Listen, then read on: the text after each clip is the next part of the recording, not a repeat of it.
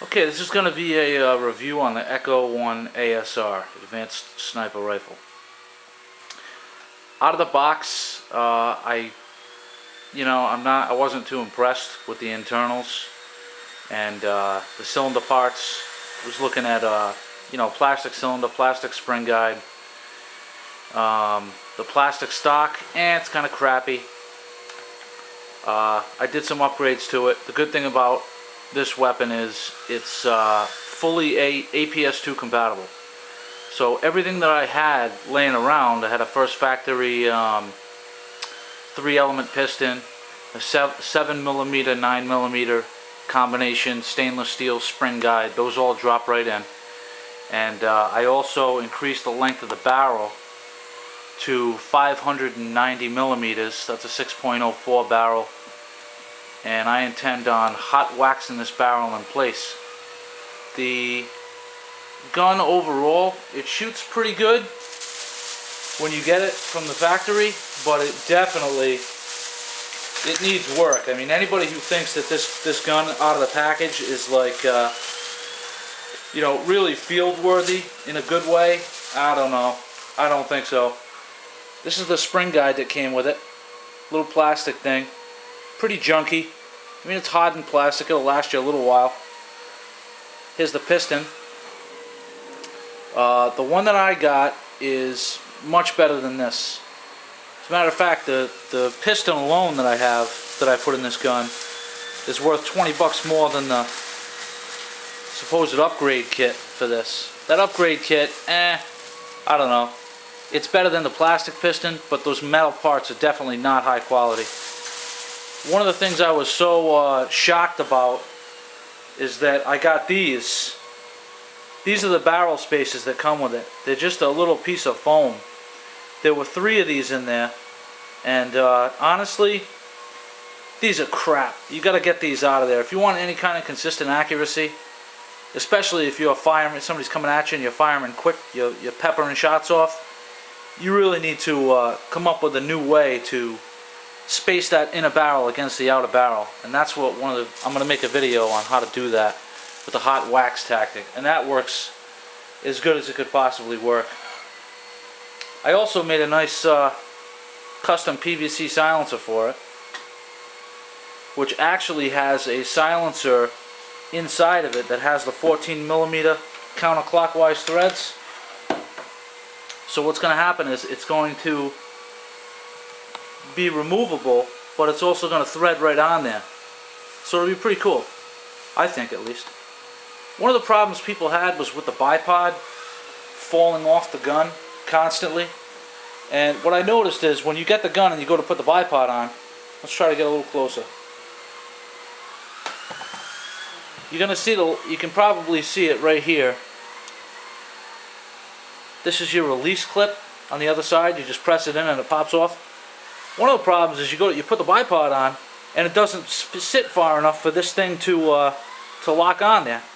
So what I did is I had someone else hold the rifle and I put the bipod in place and I took my screwdriver right on top of this piece here and gave it a whack. Bang! Now the bipod's on and it does not fall off.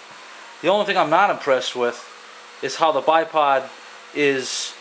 It's not really strong in either direction. I mean, if you're leaning on the, let's say you take a spot and you're aiming at somebody, and you lean too far forward or back, bipod's just going to pop up on you. I'm going to try to tighten it up and see if I can come up with a fix for that. But I wasn't too happy with that. This came with a nice threaded silencer adapter for the end. The orange piece came right off, and you could pop that right on. So it's kind of cool. Overall, I mean, it's a good, solid basis for a sniper, but I definitely wouldn't say out of the box that the thing is that impressive. You got to do some work to it. You can't just get it and expect to go hog wild with it.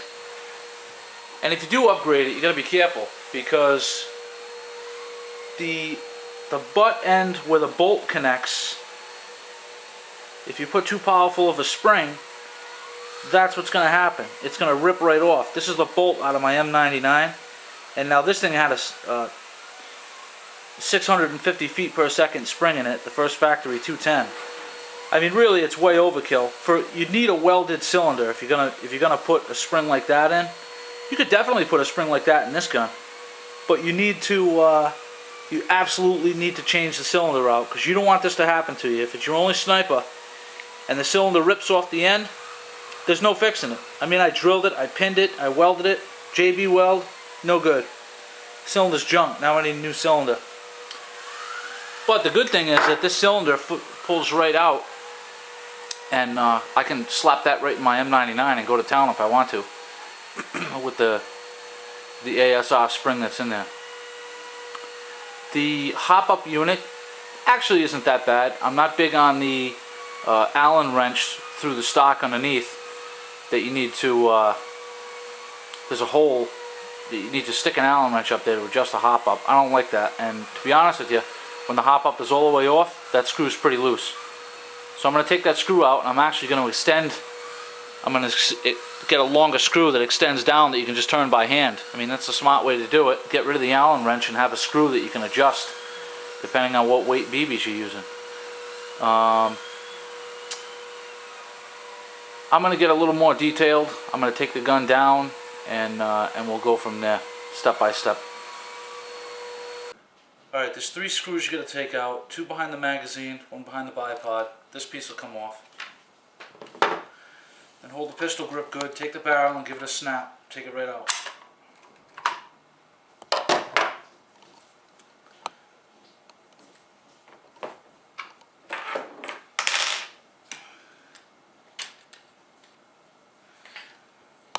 Now there's 2 screws, I don't know how well you can see them, but they're right here in the trigger group.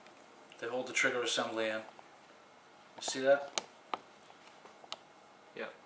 Take these 2 screws out. There's little nuts on the other side of them. Those are loose, so don't lose those.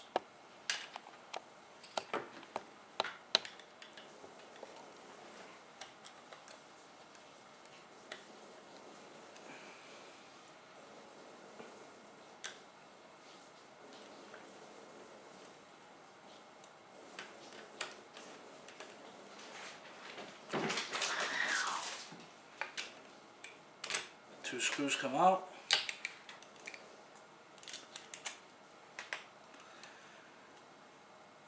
Trigger housing pops right off. Don't lose the nuts. This is your spring guide stopper. Square piece in the middle. Remember how you take it out, but you got to make sure that you pop that right out of there. One of the Allen wrenches helps. If you slide it through the hole and pull it up. Make sure you remember how it came out so it'll go back in the same way. Once you do that, bolt comes right out.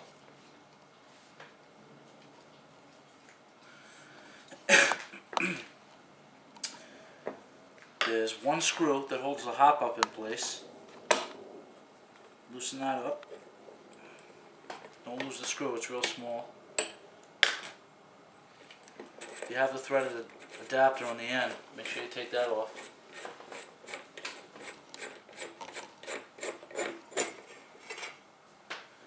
And then your barrel can drop out the back way, hop up and all.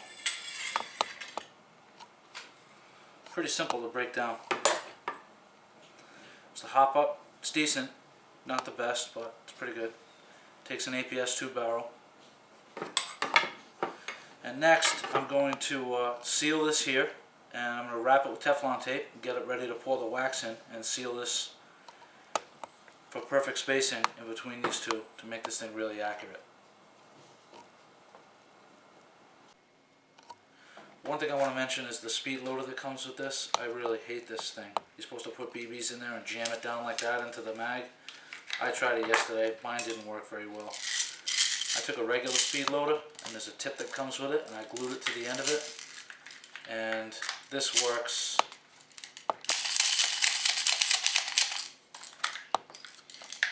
much better. So out with this thing, this crazy thing, and in with one of these. So here's the barrel. I took one of the foam spacers and put it right here, then Teflon taped the barrel all the way up. This is where the silencer adapter actually sits, which also acts as a barrel spacer. in the end of the barrel. It's going to be like right there. So I'm going to put this in, lock it in place, and then I'm going to get to pouring. I'm going to wax this barrel in, and no more vibration whatsoever.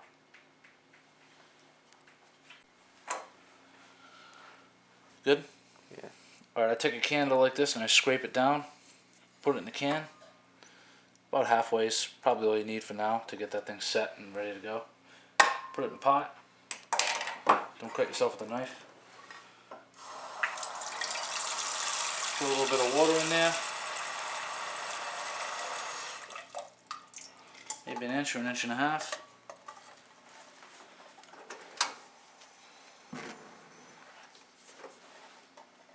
Throw it on the stove.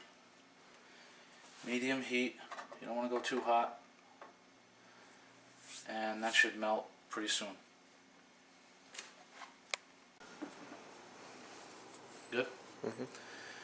Make sure that your hop-up unit is secured in place. Make sure you have a positive seal here so nothing can get by and get into the hop-up, and then you're almost ready to go. If you look over here, what you don't want to happen is you don't want the wax to get too hot. You just want to melt it. When it starts turning liquid, which it will once the water starts boiling, you want to back off on your heat, wax will melt down, and then you're ready to go. You'll see it, it'll turn it like water, it'll look like water. Go. Alright, it helps when you have a skewer or something like this, and you need a good pair of gloves because this stuff is hot. You don't mess around with hot wax on your hands, especially when it's boiling. It's almost as hot as boiling water. Stuff will burn you good. So when it starts breaking down, it's going to look like this. Take a look inside there, right inside. It's going to turn like a yellowish color, and as soon as all the wax is melted, you're ready to go. You give it a stir and it'll all break down. We're just about ready. Like I said, make sure you have good gloves. Stuff's hot. You get this on your hands, you're going to burn your skin off. Alright, we're going to make our first little pour. We're not going to put a lot in it first. Hold the barrel to one side.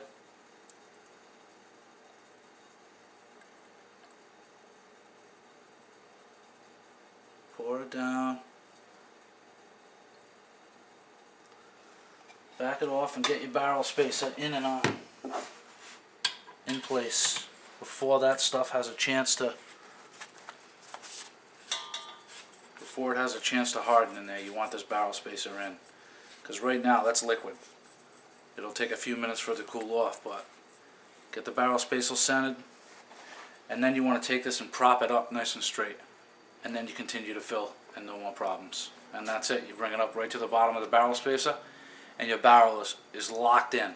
And if you ever want to take the barrel out of the hop-up bucket out and change it, very easy. You just got to unthread this, take the gun apart.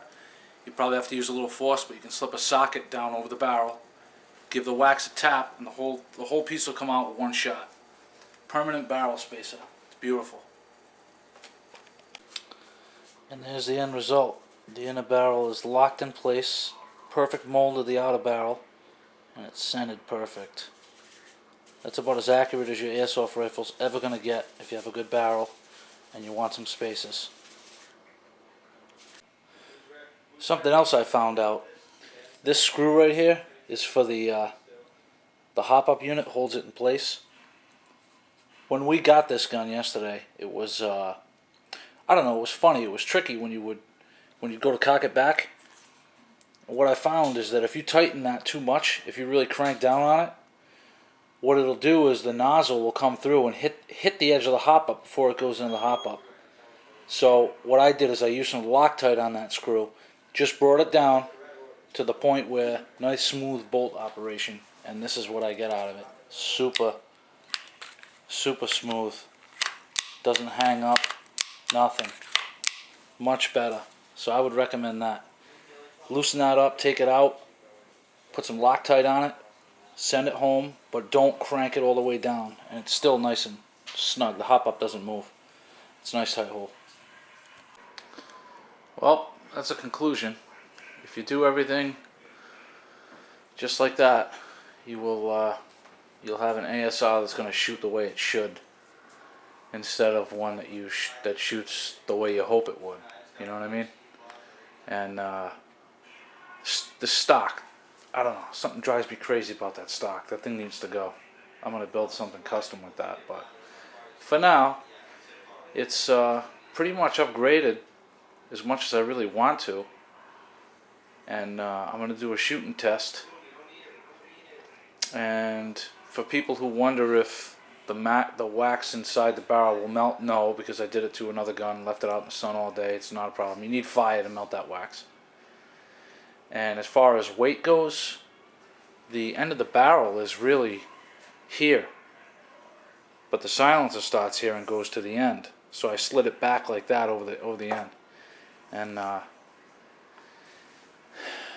before I put that on, the weight of the gun was balanced right at the mag well, and now